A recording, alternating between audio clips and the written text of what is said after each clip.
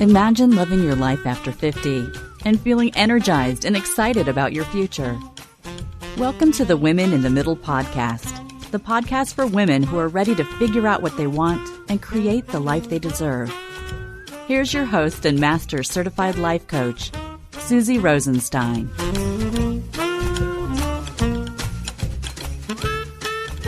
Hey there, today we're talking to someone who ended her 25-year toxic marriage to a controlling husband, and we're also going to be hearing about how she gradually regained her independence through her love of hiking. Let's go. Welcome back to the podcast Women in the Middle with over 1 million downloads and counting. I'm your host, Susie Rosenstein, your master certified coach and midlife mentor, and I am so glad to be here with you again. So before we get started, I wanted to remind you of a new fun thing with the Women in the Middle podcast. It's called the Podcast Club, and you are invited to join. The Podcast Club is basically a book club experience for the podcast. We're going to be going deeper into the podcast conversation started in a recent episode. This is a super easy club for you to be a member of. You get a Zoom call with me once a month, an easy-to-use podcast Go Deeper guide, with thought-provoking questions to help you apply what you're learning on the podcast to your own life, and also some fun surprises along the way, including prizes. And you'll also be able to chat with me directly and share your thoughts with other like-minded women because we're all on the call together. So don't waste another minute. It's shockingly affordable. So check it out and sign up at www.susierosenstein.com and click on the Podcast Club button. And I can't wait to see you in my Zoom square. Okay, so as a midlife coach, I coach a lot of amazing women. And because of this podcast, I interview a lot of amazing women. I love it. So when I got my guest email about being on the podcast, I knew I had to have her on because her story is so compelling and important to share. Now, before I introduce you to my guest, I want to mention a trigger warning for this episode. A portion of this podcast episode concerns references to child sexual abuse and domestic violence. If you're a listener who may be particularly sensitive to this content, please take note. This episode may or may not be what you want to choose to listen to right now. Now, let me introduce you to my special guest today. Her name is Linda Magoon. Her name is Linda Magoon, and she has been through a lot.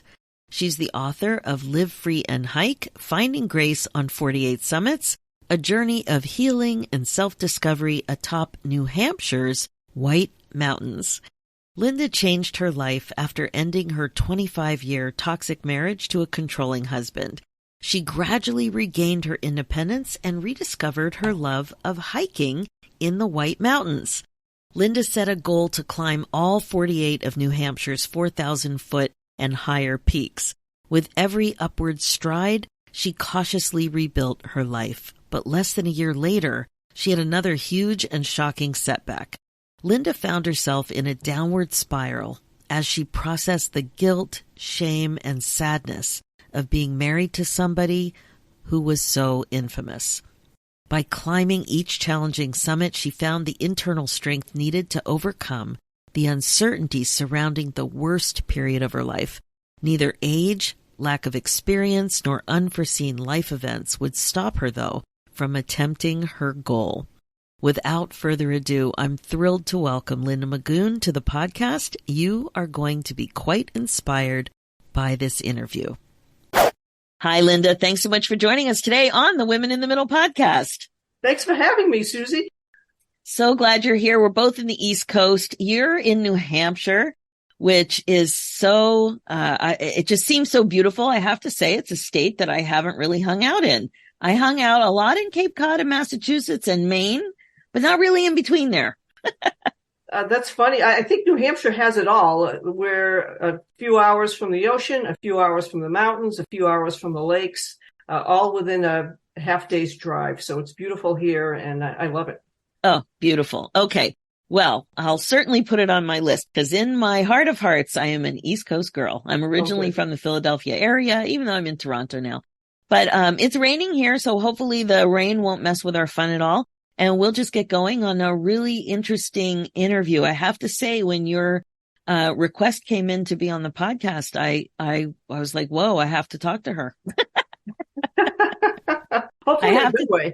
Oh, yes, definitely in a good way. So, you've been through a lot and you've written a book, and we're going to be talking all about that. But let's get started with talking a little bit about what was going on in your 40s before you made your big change in your mid 50s. So tell us a little bit about what that was like. Sure. So, in my 40s, I was married and had been married for a number of years.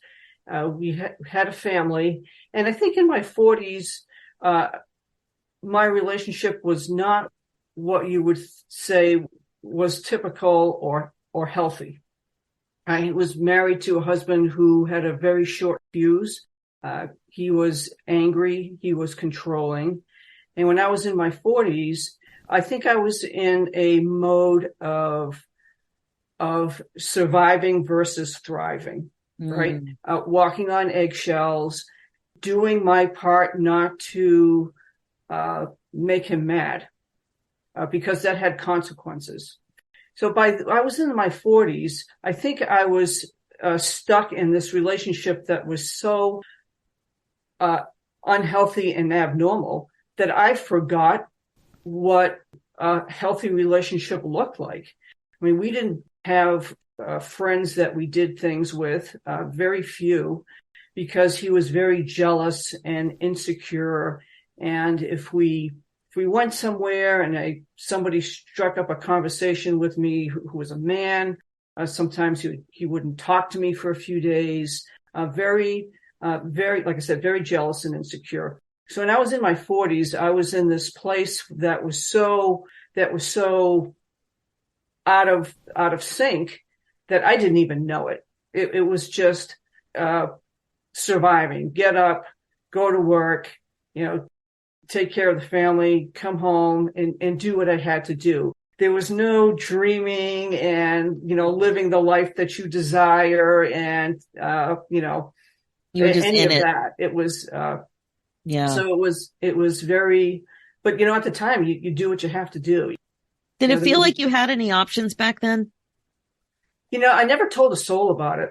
Wow. So, but I came from a family that, my grandmother was the type that said, you made your bed, now you lie in it. These were very old, old values, and marriage was till death do you part.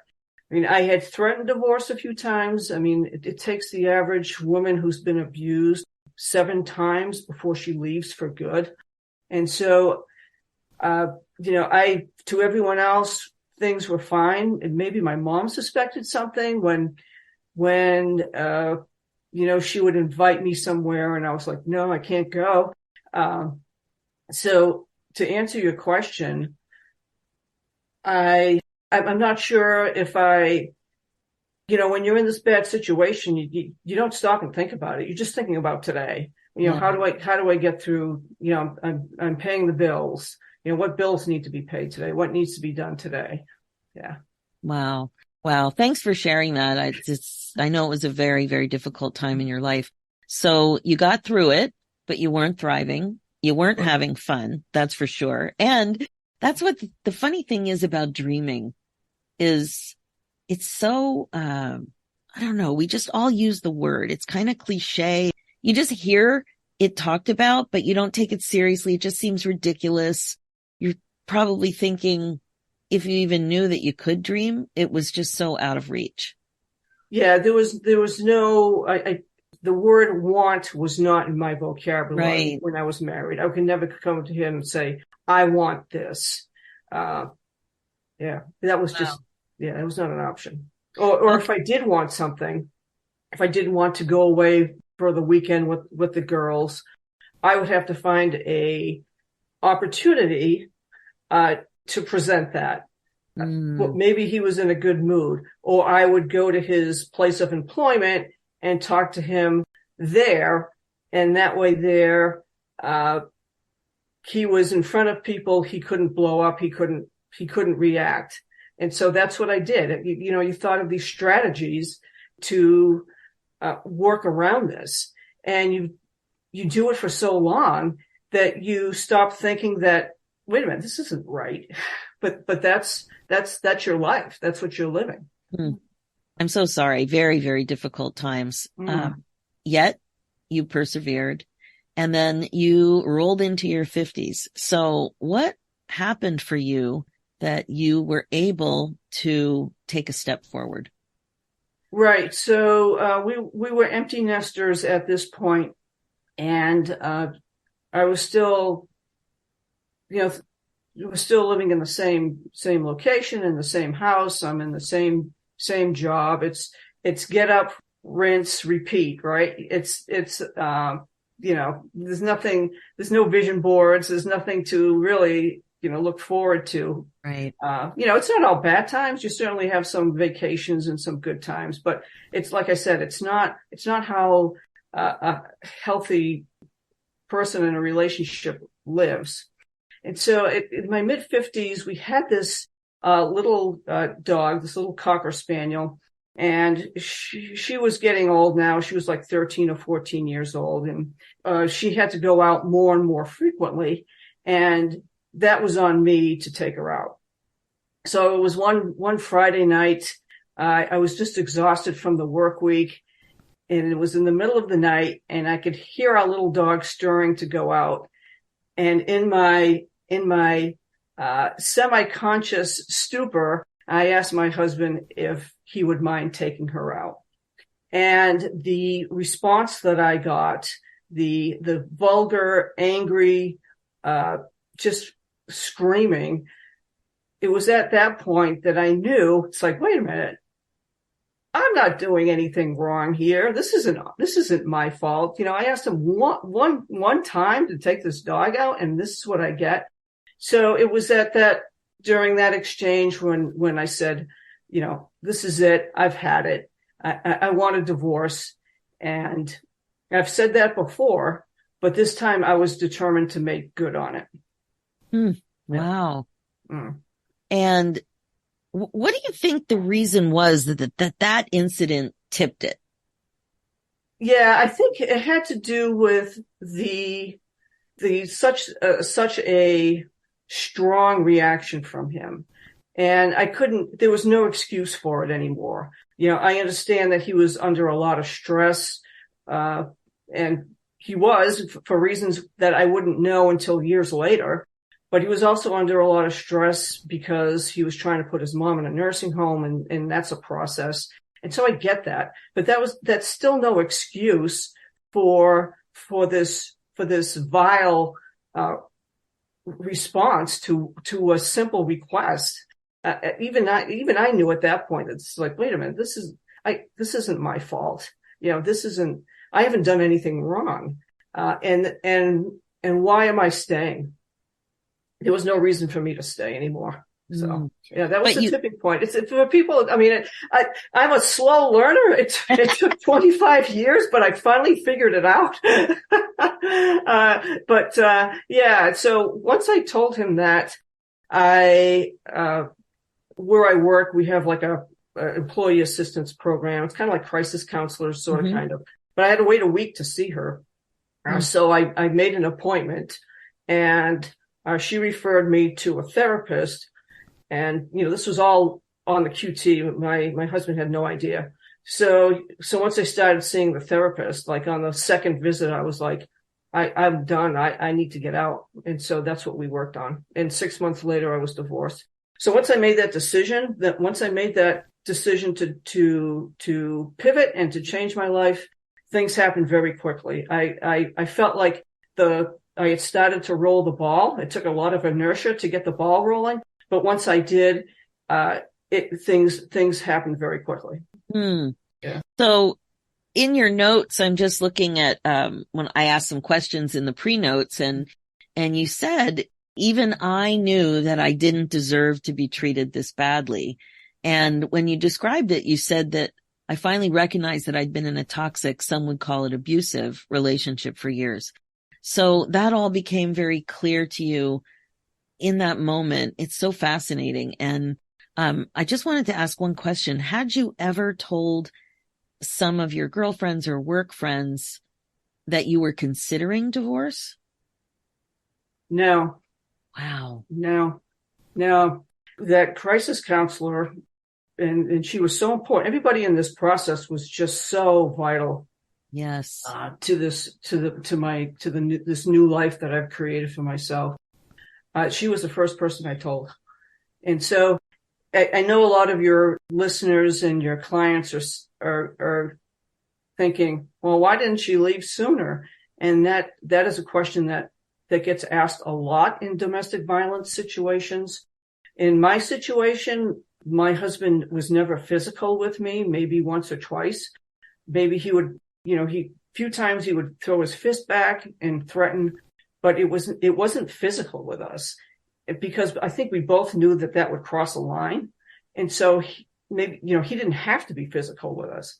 So why did I stay as long as I did? For a few reasons. One is, again, I think it was the values that my parents and grandparents had. Yeah. And that was till death do you part. You made your vows, work it out, that type of thing.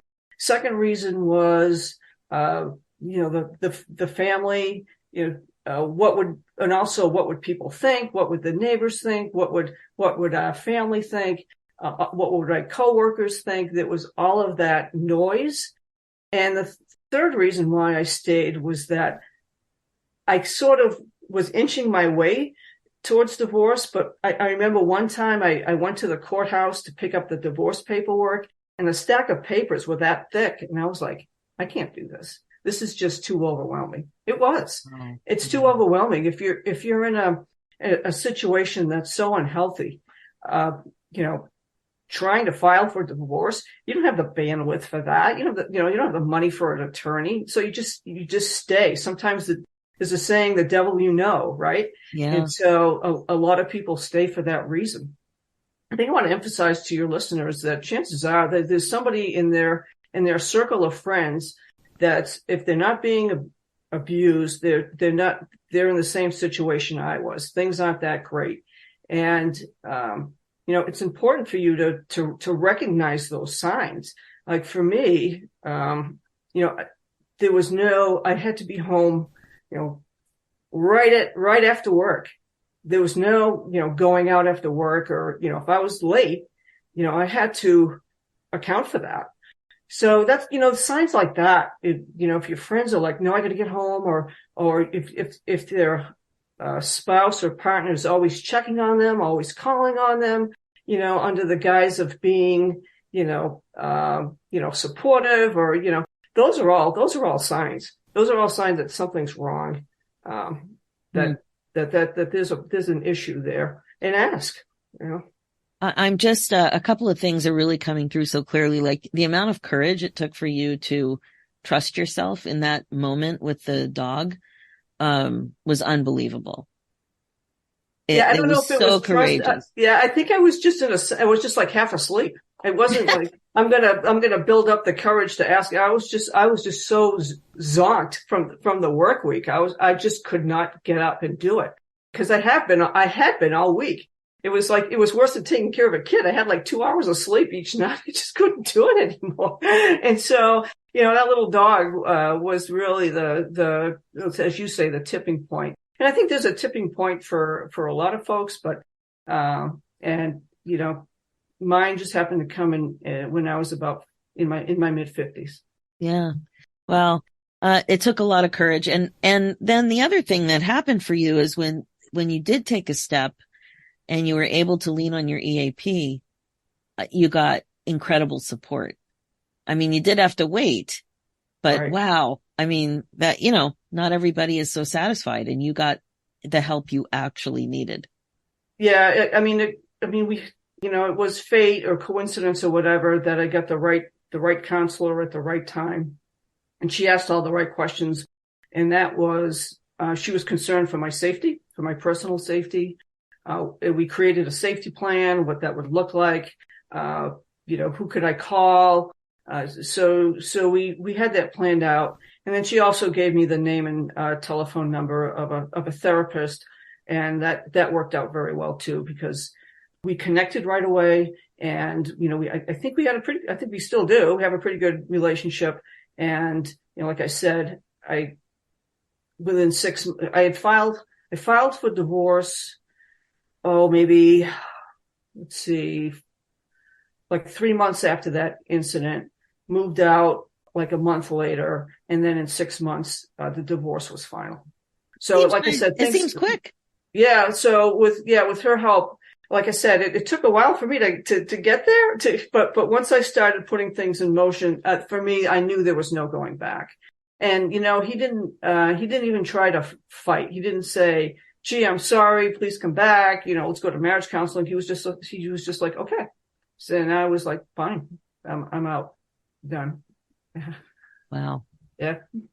Wow, Linda. All right. Yeah. So you get divorced and you have a book now. So what happened in between? Where did you get this idea to start hiking higher and higher and really pushing your life in that uniquely yours, that direction that was uniquely yours? Right. So my divorce became final in the summer, and it reminded me of just getting out of college when, the world is your oyster. You can do what, it was so liberating. I could go out. I could stay out as late as I wanted. I made new friends.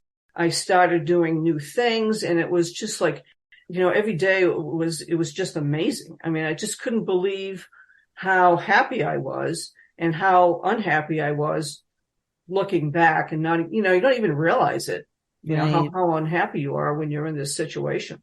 So during this time, I rediscovered my love for hiking, because it was something I had never done while being married. It was something I gave up, right? You kind of lose your soul a little bit when you're in this type of relationship, because all you're trying to do is just, like I said, survive. And so you give up things that you enjoy.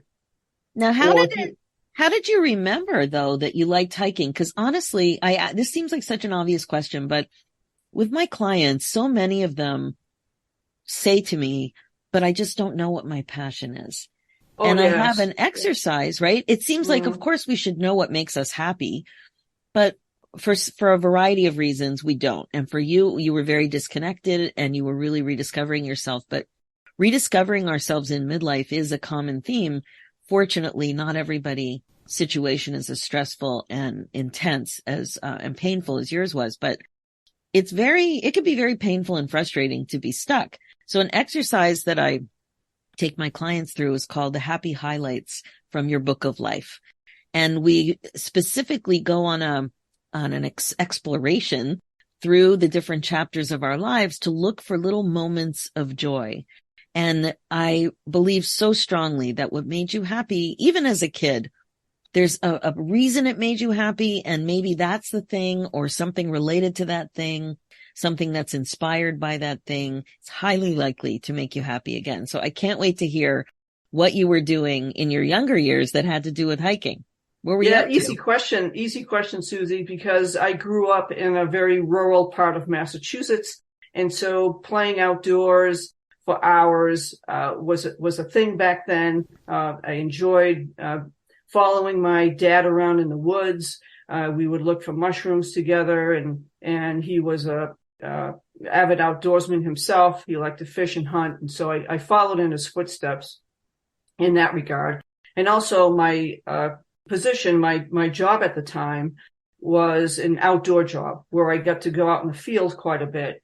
But you can't really go for hikes, when you're out when you're on the payroll. So I knew this was something that I literally rediscovered it. And I climbed up this one mountain in August. It's called Mount Musalak.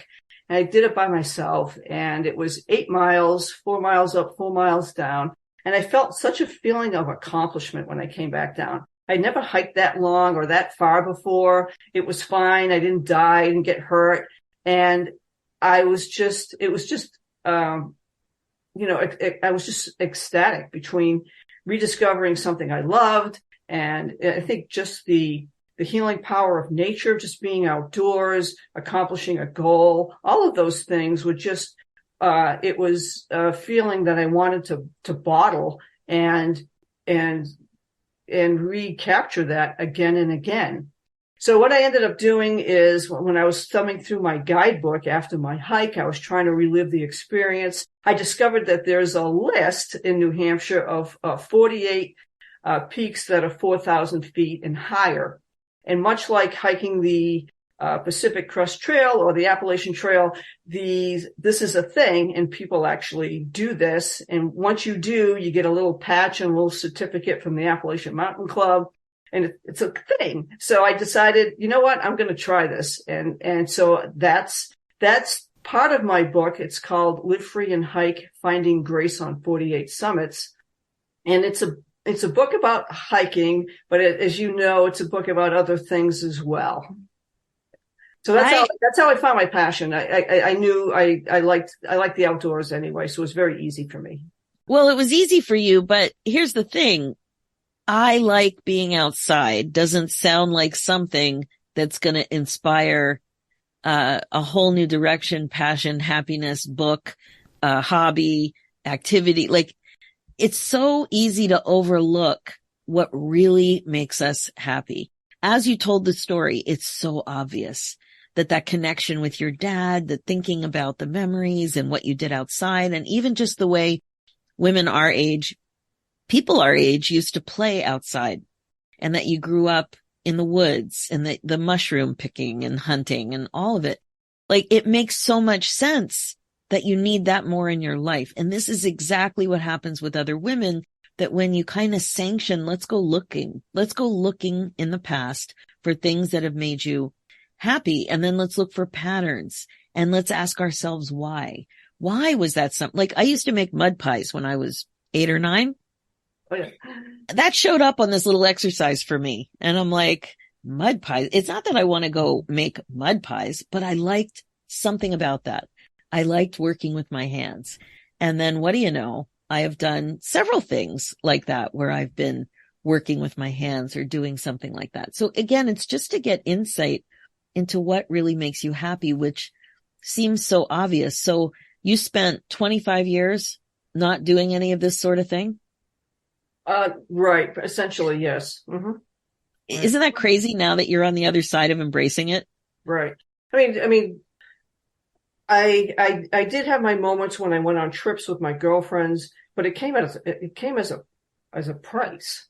You know, I had to be strategic about it. I had to put it on the calendar. I had to tell him at work so he wouldn't, you know, it was so hard to do something. But for me, the another pivot was meeting a life coach like yourself, somebody who said, you can have anything you want, you know, thoughts become things. You know, if you can, you know, think about what you want, not the how, but what the want is. That's and right. For me, you know, I wasn't even divorced. I was divorced 6 months.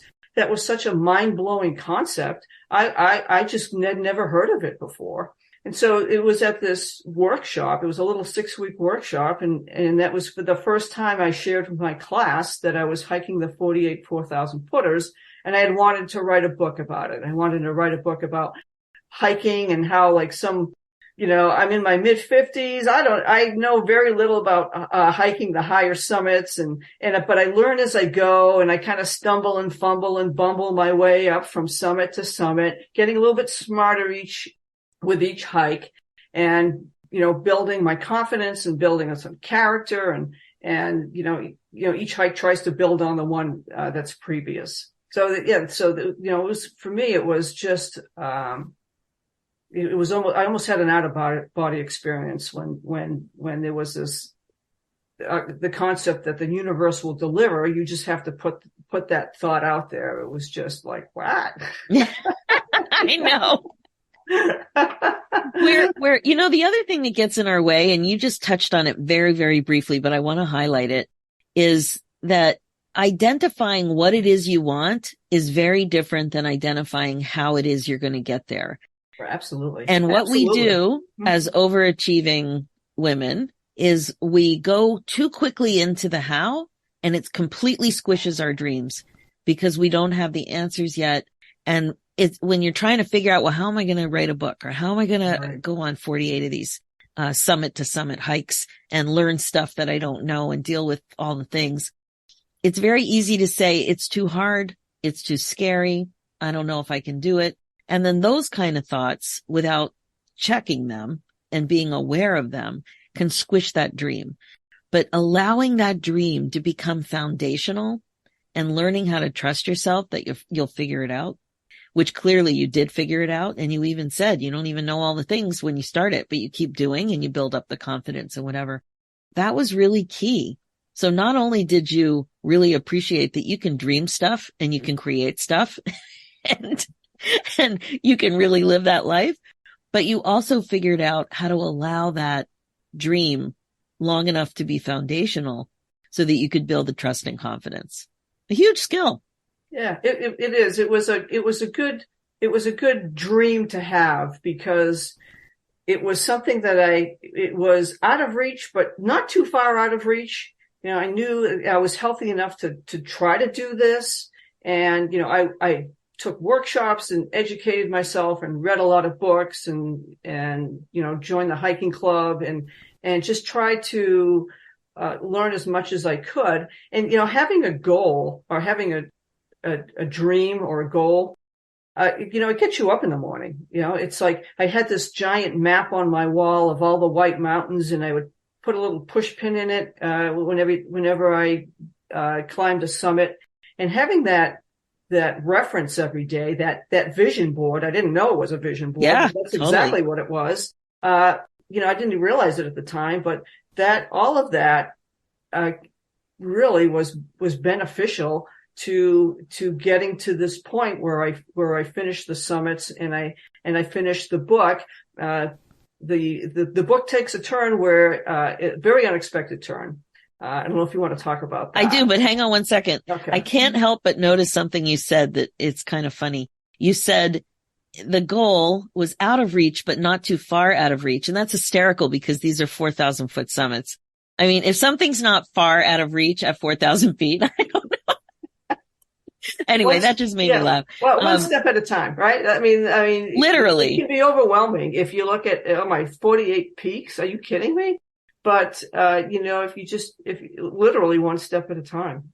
Yeah, and just the other thing you said is that the goal gets you up in the morning, and one of the things that's come up many times in this podcast is the importance of not just focusing on the goal, but also focusing on acquiring the skill with as much happiness and joy as possible, because literally you spent way more time hiking the 48 summits than you did achieving the final goal of having them all completed. That moment of appreciation at the final goal was much less than however long it took you. How long did it take you to hike that many? It took almost 4 years. Wow. But the goal is what steered your efforts. And amazing. And I also love that you just mentioned that it was a vision board. It was absolutely a vision board. I know today sometimes people will track things like where they've been in the world and whatever digitally, but we grew up using push pins. And I love that you did that. Did you frame it as well? Did you have it framed? I didn't have it framed. I had it mounted on a poster board. Perfect. And yeah. So I had that on my wall. I used the map, so I had to take it down off my wall. It's full of holes though, but yeah, I still use that map. Hilarious. Yeah. Okay. Yeah. So yeah, tell me what happened. I want to know about the experience of reaching that goal. Tell me what that was like when you're up there. I have never done anything like this, so I'm really going off your description. What was it like for you? You mean to finish the 48? Yeah, when you were up there. Yeah, it was, you know, I don't want to give it away, but, it was amazing. It really was.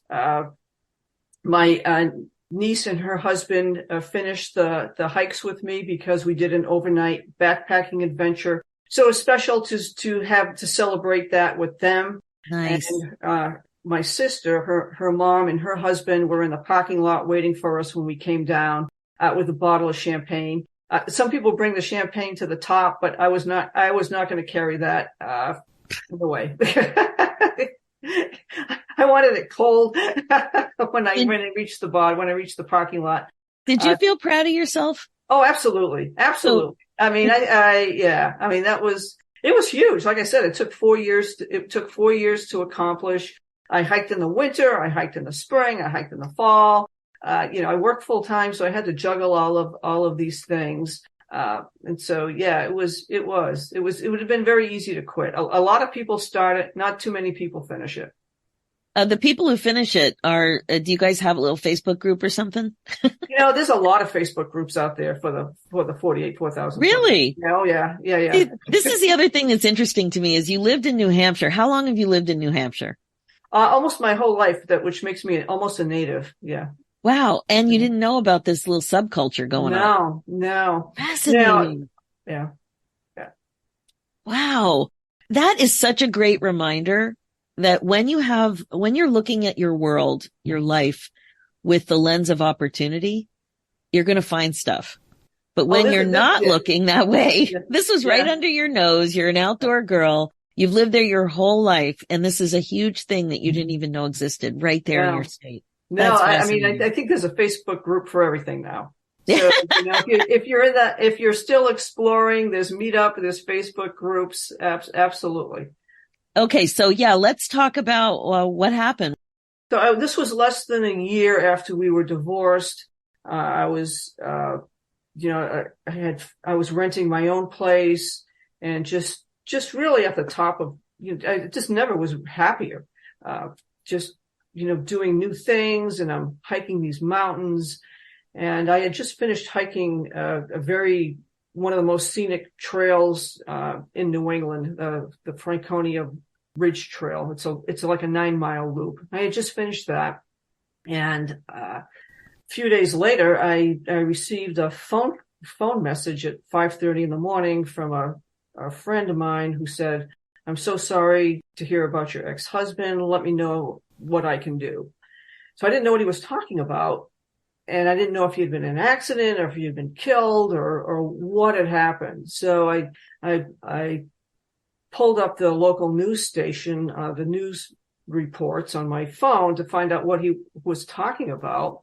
And I found out that he had been arrested the previous day for child molestation.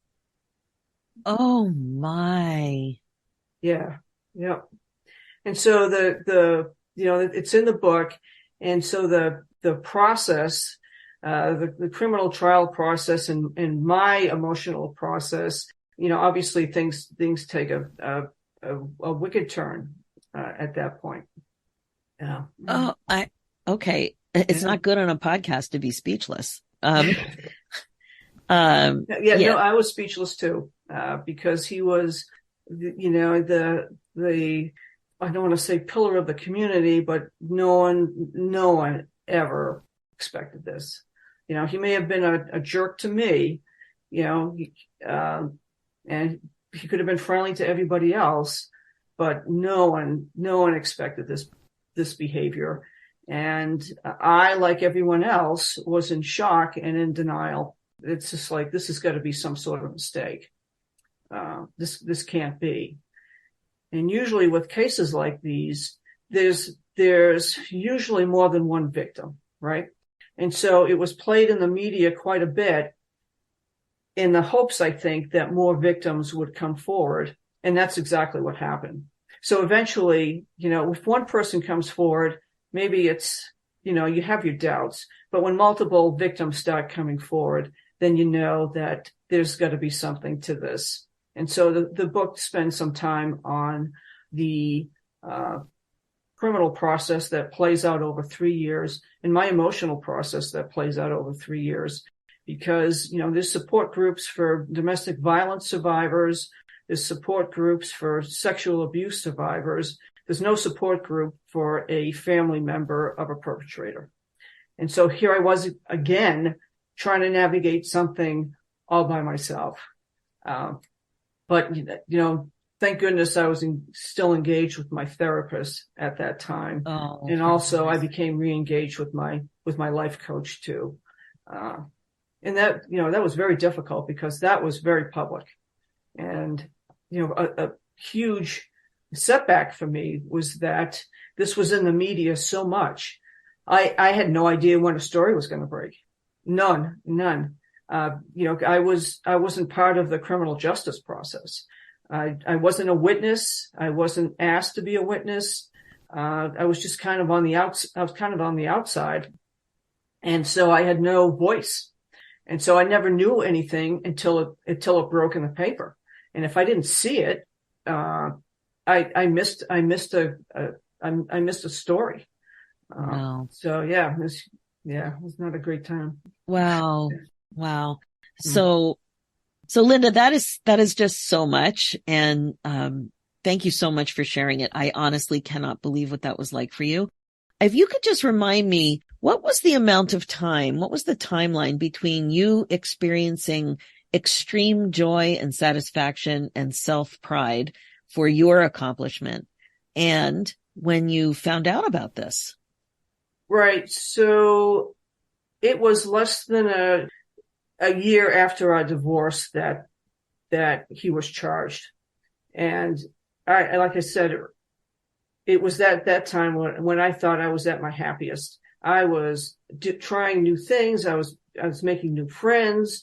Every day was a little bit of an adventure. I was on my own. I could make what I wanted for dinner, which sounds crazy, but now, I could maybe not even have dinner. Maybe I could have dinner out. It was like this freedom that was just, almost indescribable. Yeah. Yeah. So wow. So it happened less than a year after our divorce. And I get a lot of questions as to, was I married at the time that he was doing this? And the answer is yes. Yes. And I think his behavior went back like maybe 4 years, maybe 3 or 4 years prior to the divorce. And so in retrospect, I spent a lot of time looking for clues. What did I miss? All of his criminal activity happened where he was working. So none of this happened at home. But I still looked for clues. I still was like, what did I miss? And it took a long time for me to accept that I didn't miss anything. Child molesters are extremely good at hiding their activity. They prey on children's trust. They're predators, and he left no clues, not for me at home. I had no idea. Wow. And I spent a lot of time thinking about that. Oh, I bet. So in the end, then, the hiking was therapeutic and healing for you, not just about your divorce, but also about reconciling who this man was. Right. So, he was charged and he was immediately put in jail. And I had to figure out what do I do, or what could I do? We still owned a house together. What happens to that? My happy trails came to an abrupt end for sure. I became very depressed. It was very hard to function at work. It was very hard to concentrate. I don't think I slept that whole week after he had been arrested. I didn't know anything. It was very hard to get information because I'm the ex-wife. I'm the outlaw now. I'm not even an in-law. I'm an outlaw. And it was very hard to get information. I wanted very much to talk to him so I could learn what happened, because in those early stages, I'm still thinking that this is wrong. There's some sort of mistake here, that this can't be. And much like the stages of grief, those are the stages that I went through as this criminal process played out over 3 years. And during those 3 years, when all of this was going on, I kept hiking because I needed something to latch onto. I needed a reason to get up in the morning besides go to work or clean out the house so I could sell it. I needed something to focus my energy on. And that's what these summits did. Because when you're hiking and it's 12 miles, you're thinking about things during the first few miles, but then when you're coming down the mountain, all you're thinking about is not slipping and falling and not not getting hurt and not getting, my knee's going to be sore. So over time, it's very cathartic over a particular hike. And so I had these 48 peaks to sort of latch onto to keep me going. And that's why it took the criminal process 3 years to play itself out. And it took me 4 years. And coincidentally, I finished the 48 just a few days after his final appeal was heard. So they almost like bookended together. It was really strange. Well, that is strange. And it probably makes it easier for you to turn that page on that chapter, with that kind of concrete closure on his stuff. It doesn't mean that you're completely, I don't know. How are you doing in terms of your own resolution of him being in jail? Right. So that's a process. I've come to accept that he's essentially serving a life sentence now. And so he'll probably, I don't know if he'll ever get out of prison. I don't think so. People ask if I have contact with him, and I do not, because it just doesn't serve me. But I think he's where he is to keep the community safe. He can't be around children anymore. I spent a lot of time asking myself why he would do this. And I just don't know if I'll ever know the reason. Mm-hmm. So, wow. Yeah. Well, so now that you have your book, when was it published? It was published in June, so not too long ago. June 2023. Right. And so now you're a published author, so you must be learning a little bit about marketing. I'm learning a lot from you. Love your website. Wow. Yeah. So it's available on Amazon. Where all books are sold, of course, and on my website at lindamagoon.com. So yes, the challenge is now that it's been published, is to get out and start talking about it and start creating some buzz about it. So yeah, I'm learning as I go. Oh, that's your strategy, and that's an amazing one. So again, the book is called Live Free and Hike, Finding Grace on 48 Summits. And I love that title, and I love you. I think you're terrific. Thank you. You've been through so much, and you've come out stronger and happier. And I love one of the things in these pre-notes, I always ask my guests, what are the main lessons that you learned from the whole experience as you transition forward? And one of the things you said was progress is not always linear. Sometimes we have setbacks. So as we close the interview, could you comment on that a little bit? Because it's just, it's so accurate, I think. Sure. So my emotional progress throughout this worst time of my life, you think, that you're going to get better and stronger each day. And then for me, a story would break in the newspaper, or someone would come up to me and say, hey, I don't know if you read this story, but blah, blah, blah. And I would just regress. I would just go back to the tremendous sadness. I was never, people said, weren't you angry? Not really. I was just very sad, And so just when you think you're getting better, something would happen, and it would be a test of your resilience and your resolve. And it's okay. It's okay to go backwards. It's not it's part of the healing process. I think it's your ability to keep going, to bounce back one step at a time. Sometimes days were so overwhelming, I would break it down hour by hour. Like, okay, today I'm just going to put my feet on the floor. Now I'm going to get dressed. And that's how, I got through the day. So yeah, it doesn't have to be linear. Yeah. Yeah. That's reality. That is reality. And the other thing you point out is that emotionally, you learn to ask for help. Healthy people ask for help. Right. I was so glad that you mentioned that, because as you tell your story, I know when you're in the situation you were in, it can be very hard to ask for help because you don't really have the accurate perspective, or the belief that you deserve better, as you told your story. But yeah, you didn't ask for help, and you didn't talk to people during that very long phase. And then once you did, it's so striking how quickly you received help. You were offered help, you received help, and you dove into the help.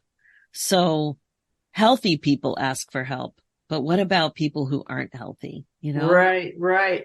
I think, we talked earlier about some of the signs that someone may be in a unhealthy and an abusive relationship. And I think you need to have that antenna and look for those and maybe ask questions, why is your partner calling you 5 times a day at work, to make sure you're there? Why are they, calling you or wanting you to be home right away? And you can't deviate from that.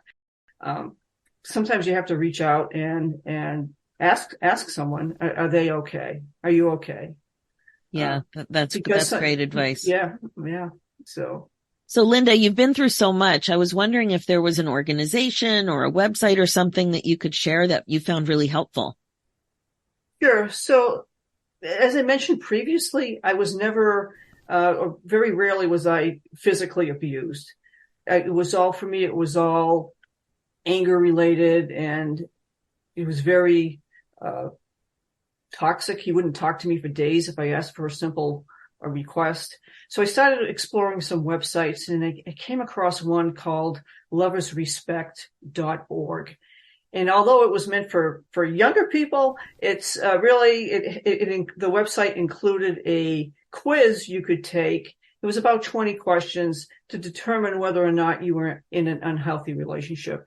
And when I was going through my change and thinking about filing for divorce, I took the quiz and I scored so high. I took it again and threw some questions.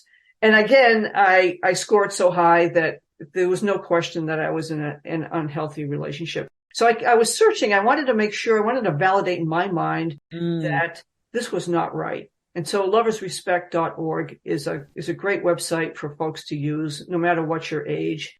And there's also another, I'll give you a national website. It's called the National Coalition Against Domestic Violence. And their website is hotline.org, HOTLINE.org. Their number is 1-800-799-SAFE, SAFE. And they have advocates there that are 24/7 that can man that hotline. The website has both websites have quick escapes. So if your partner is monitoring your website, you can get out of it very quickly. You'll want to know how to erase your browser history in case they're checking up. And so those are a couple of resources. And when you connect nationally, they can connect you to your local crisis center, your local shelter. And every state has one. They're required to. Linda, thank you. Thank you so much.